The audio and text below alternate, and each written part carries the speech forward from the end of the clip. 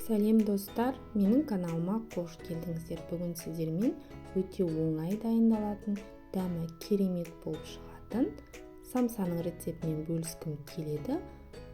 Ол өте жұп-жұмсақ, қамыры ауызға салса ерейтіндей, ең бастысы қолжетімді және тез дайын болатын самсаның түрі. Міндетті түрде видеоны соңына дейін қарап, жасап көрсеңіздер болады. Ең әуелі таза ыдысымызға 1 кесе жылы суымызды, 1 кесе сұйық майымызды құямыз. 1 ас қасық тұзымызды салып, тұзы ерігенше араластыратын боламыз. Сонан соң қосқышты қосамыз.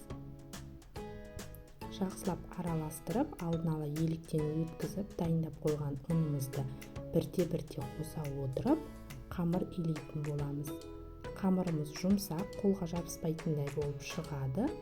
Қамырды июін қандырып, көп илеудің қажеті жоқ. Жай ғана араластырып, біріктіргенше илесеңіздер болғаны. Міне біздің қамырымыз дайын болды. Енді оны демалдыруға қойып қоямыз. Осы арада салмасын дайындайтын боламыз.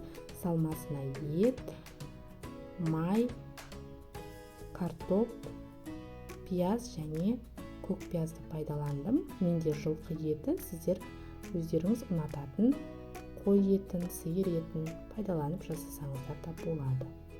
Барлық заттарды алдын ала турап, татымына қарай тұз, бұрыш, дәмдеуіштер қосып, араластырып дайындап аламыз.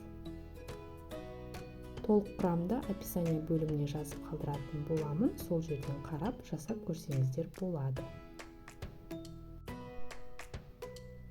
Енді қамырымызды алып, теңдей 2 бөлікке бөлеміз. Сонан соң әрбір бөлігін бірдей етіп 12 бөлшекке бөліп аламыз. Осы құраммен 24 дана самса дайын болады. Сіздер көбейтіп немесе азайтып жасасаңыздар да болады. Барлығын бірдей теңдей етіп, бөліктерге бөліп аламыз да дөңгелетіп дайындап аламыз. Бұл самсаның басқа самсалардан ерекшелігі қамырында, құрамында ешқандай сары май, қаймақ, жұмыртқа жоқ, қарапайым су мен сұйық майдың көмегімен жасалады. Ал дәмі өте керемет, тандыр самсадан еш айырмашылығы жоқ. Сондықтан да осы рецептпен жасап көріңіздер. Барлық қамырларымызды осылай дайындап, бетін жауып қойып қоямыз. Сонан соң ұн себе отырып, дөп-дөңгелек етіп жайып аламыз.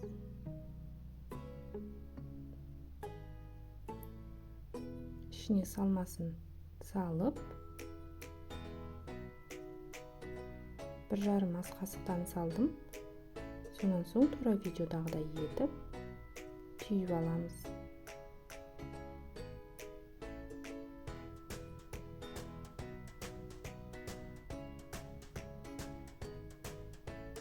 Тағы бір рет көрсеттім. Қамырымызды жайып, ортасына салмасын салып, түйіп дайындаймыз. Барлық самсаларымызды дәл осы әдіспен жасаймыз.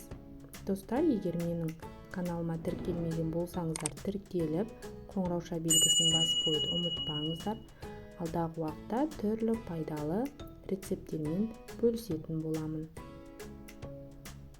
Самсаларымыздың барлығын табамызға жайғастырып, үстінен жұмыртқаның сарысын жағып шығамыз. Әсемдік үшін күнжіт немесе мак сепсеңіздер болады. Мен күнжіт сеуіп шықтым. Осы арада пешімізді қыздырып қоюды ұмытпаймыз. Дайын болған самсаларымызды 200 градуста 40 минут пісіретін боламыз.